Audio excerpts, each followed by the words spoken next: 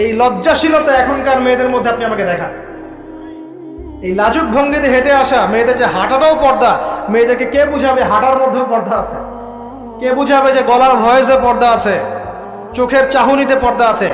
একটা মেয়ে সবকিছু ঢেকেছে, মনে করেন চোখটা ঢাকে নাই, এই চোখ দুটো দেখেই একটা ছেলে তার প্রেমে পড়তে পারে। একটা ছেলে হিসেবে বলছি, এটা সম্ভব।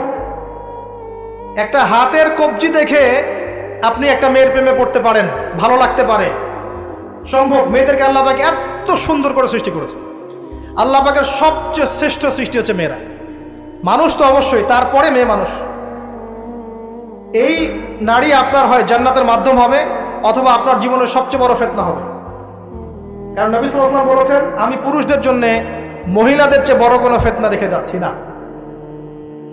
প্রচন্ড বড় ফিতনা হতে পারে, সাবধান।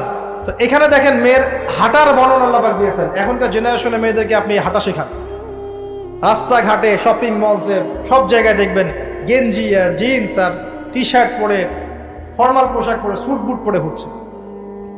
মাঝে মাঝে পোশাকের এখানে ওখানে ফাড়া ছেঁড়া, এটাই নাকি স্টাইল।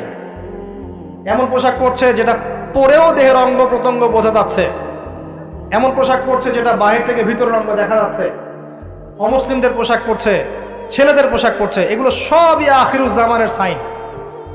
আখিরুজ জামানে এরকম মেয়েদের সংখ্যা বাড়বে। নিসাউন কাসিয়াতুন আরিয়া, এরা কাপড় পরেও নগ্ন থাকবে। মুইলাতুন মামিলাত, এরা মানুষকে আকৃষ্ট করবে, নিজেরাও আকৃষ্ট হবে। এরা জান্নাতের গন্ধও পাবে না, যদিও জান্নাতের গন্ধ যোজন যোজন দূর থেকে পাবে। আখিরুজ জামানের সাইন আপনি দেখবেন, মেয়েরা ছেলেদের পোশাক পরে ঘুরছে। এখন এই শুআয়ব আলাইহিস সালামের মেয়ের মতো এদেরকে কে লজ্জা শেখাবে? নাই লজ্জা শরমের বালাই।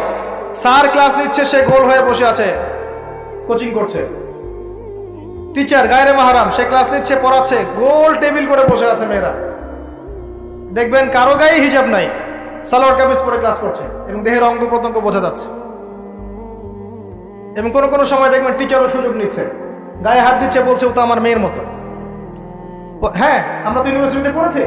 এরপরে খেয়াল করে দেখবেন টিচারের সাথে ছাত্রীর প্রেম হয়ে গেছে। কত মেয়ে যে রেপের শিকার হচ্ছে, মুখ ফুটে বলে না। যে কয়টা খবর আসে পেপার পত্রিকা, এগুলো খুব নগণ্য খবর, বাস্তবতা আরো অনেক কঠিন, পরিসংখ্যান অনেক বেশি, অনেক বেশি। মেয়েরা তো আর মুখ ফুটে বলবে না আমার সাথে এরকম অন্যায় করা হয়েছে। কিছু কিছু মেয়ে যখন বলে তখন আপনি খবর পান। অনেক মেয়ে প্রাইমারি স্কুল থেকেও, তারা প্রাইমারি লেভেল থেকে একদম বয়স যখন 10-15 এখান থেকে শুরু করে কলেজ পর্যন্ত ধর্ষণের শিকার হয়েছে, রেপের শিকার হয়েছে।